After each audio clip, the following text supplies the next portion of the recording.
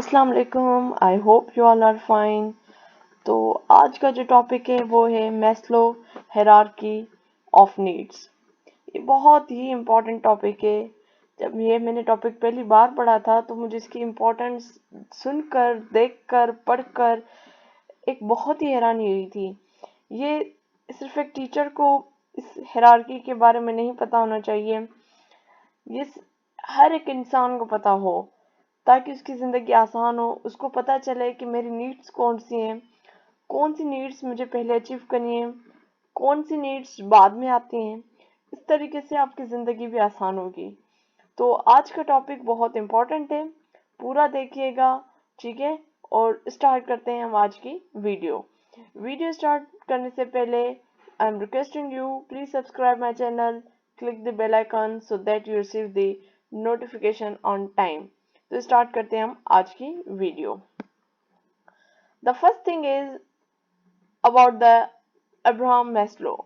So basically Abraham Maslow एक psychologist था, ठीक है। उसने एक्सप्लेन किया था कि कौन सी पर्टिकुलर, उसने ये मतलब उसकी थ्योरी थी जिसने ये ड्राइव की थी कि particular needs, the why peoples are driven by particular needs at particular time.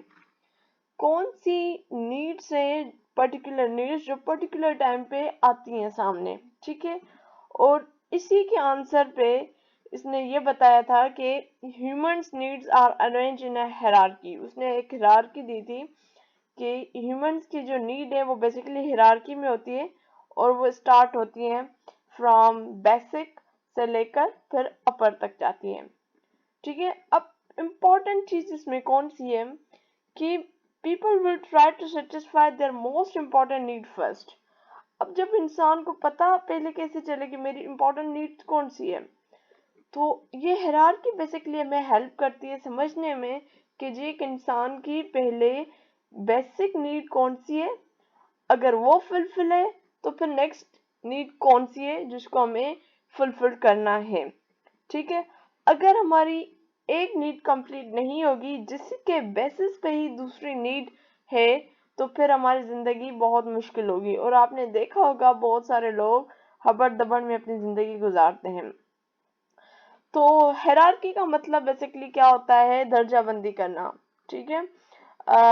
किसी ऑर्गेनाइज वे में उसकी दर्जाबंदी करना, या फिर आप उसको कहें कि उसको एक पैरामाइड्स की शेप में उस चीज को रखना, ठीक है।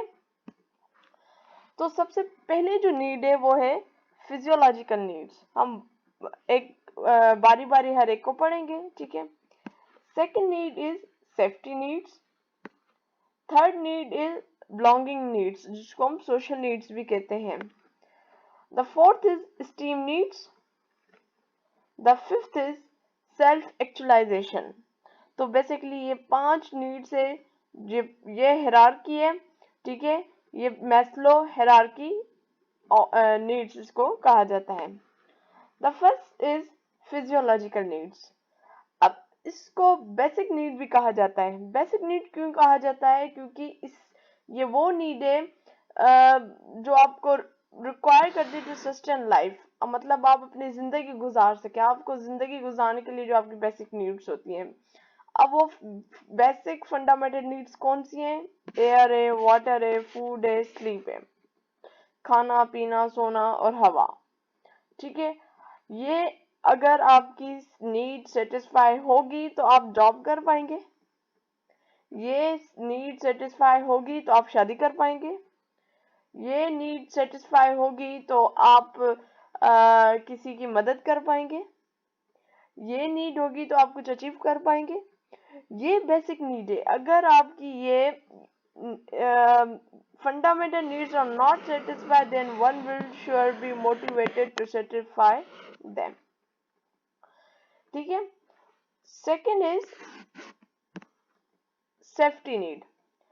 अब जब एक बार फिजियोलॉजिकल नीड आपकी मैच हो जाती है, आप उसको अचीव कर लेते हो, तो आपकी अटेंशन आ जाती है सेफ्टी और सिक्योरिटी के ऊपर कि आपको कोई फिजिकल थ्रेट ना हो, आप इमोशनली सेटिस्फाई हो, इमोशनली कोई हार्म नहीं है, ठीक है। आप प्रॉपर तरीके से रह रहे हो, अच्छे सिक्योर एरिया में रह रहे हो, मेडिकल इंश्योरेंस आपके पास है, जॉब सिक्योरिटी आपके पास अच्छी है, फिनेंशियल रिजर्व्स आपके पास मौजूद है। ठीक है, अब जब आपके पास ये सारी चीजें हो जाएंगी तो आप आगे की तरफ बढ़ेंगे। ठीक है, उसके बाद आप नेक्स्ट नीड की तरफ जाएंगे। अब नेक्स्ट नीड कौन सी है? नेक्स्ट नीड है आपकी सोशल नीड्स। जैसे कहते हैं ना कि अगर आपको आपकी शादी से पहले नौकरी, यही रीजन है, नौकरी आपको मिल गई, जॉब मिल गई, देन आप शादी की तरफ आ जाएं। मोस्टली लोग अगर हम देखेंगे, अगर जो लोग ये करते हैं कि जी जॉब है नहीं और शादी और प्यार मोहब्बत में पड़ गए, तो फिर ऑब्वियसली वो ना वो सेफ्टी नीड्स उनको मिल पाती है, ना उनकी सोशल नीड अचीव हो जाती है। ठीक है, तो खैर सोशल नीड्स बेसिकली इसमें क्या होता है? Friendship, belonging to a group, giving और रिसीविंग लव। आप किसी फेसबुक, व्हाट्सएप, इन चीजों में, लिंक्डइन में, आप इन सब में आप सोशली आप उनसे गैदरिंग कर रहे हो, आप उनसे इंटरेक्शन कर रहे हो, आप उनसे मिलजोल रख रहे हो। जब आपके पास पैसा नहीं होगा, आपके पास जॉब नहीं होगी, तो आपका दिल नहीं करेगा कि आप लोगों से इंटरेक्ट करें। तो ये देखिए किस तरीके से आपने अगर एक इंसान ये हायरार्की नहीं भी पढ़ी, तो फिर भी देखें कि किस तरीके से हमारी जिंदगी में ये सब कुछ हो रहा होता है। ठीक है, नेक्स्ट इज स्टीम नीड्स। अब बेसिकली इसमें जब सेंस ऑफ बिलोंगिंग हो जाती है, उसको पता चल जाता है कि मेरी इंपॉर्टेंस है, सब कुछ है, तो स्टीम नीड में भी क्लासिफाइड एज ए इंटरनल और एक्सटर्नल। अब इसमें दो चीजें आ जाई, या तो ये आपकी इंटरनल नीड भी हो सकती है, इसको कि ये एक्सटर्नल नीड भी है। अब इंटरनल जो विद इन होता है, ठीक है, जो सेल्फ स्टीम जिसको बोलते हैं, जिसमें आपकी सेल्फ रेस्पेक्ट होगी, आपने अचीव कर लिया कुछ। एक्सटर्नल आपकी वो होती है जब आपको सोशल स्टेटस मिल जाता है, आप कहीं पे बॉस बन गए हो, आप कोई सोसाइटी के कोई चेयरमैन बन गए हो, आप कोई एमपी एमएनए बन गए हो। ठीक है, तो इस तरीके से स्टीम नीड को डिवाइड किया गया है दो नीड में। ठीक है, अब इसमें तो वही है, self respect, achievement, attention, recognition, reputation. ठीक है, स्टीम नीड्स। लास्ट जो है वो है सेल्फ एक्चुअलाइजेशन, जिसको हम खुद एतमादी कहें या इस तरीके से। ठीक है, अब इसमें क्या होता है कि ये जब आप एक इंसान के अंदर उसने अचीव कर लिया, उसकी फुलफिलमेंट हो गई है अपने टैलेंट की, उसको पता चल गया है मेरे पास पैसा भी है, मेरे पास शादी भी हो गई है, बच्चे भी हो गए हैं, मैंने अचीव भी कर लिया है, अब मैं इजली मैं दूसरों की हेल्प कर सकता हूँ। जब सेल्फ एक्चुअलाइजेशन वो वक्त होता है कि जब इंसान दूसरों के लिए काम करना शुरू करता है। ठीक है, वो दूसरों के लिए सोचता है, वो सोचना शुरू करता है, जैसे इंसाफ दिलाता है, विजडम उसके अंदर आ जाता है, सच बोलता है, वो मीनिंग होती है हर उसके बात में। ठीक है, तो ये पूरा हिरार्की है, मैस्लो हिरार्की ऑफ नीड्स।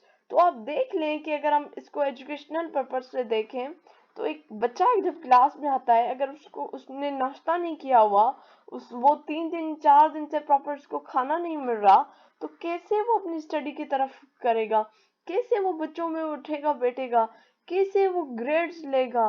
तो इसलिए as a teacher we should consider these needs. हमें देखनी है इन चीजों को, हमें उनको सामने रखना है कि एक बच्चा जब एक क्लास में आ रहा है, वो प्रॉपर नाश्ता कर रहा है या नहीं करके आ रहा।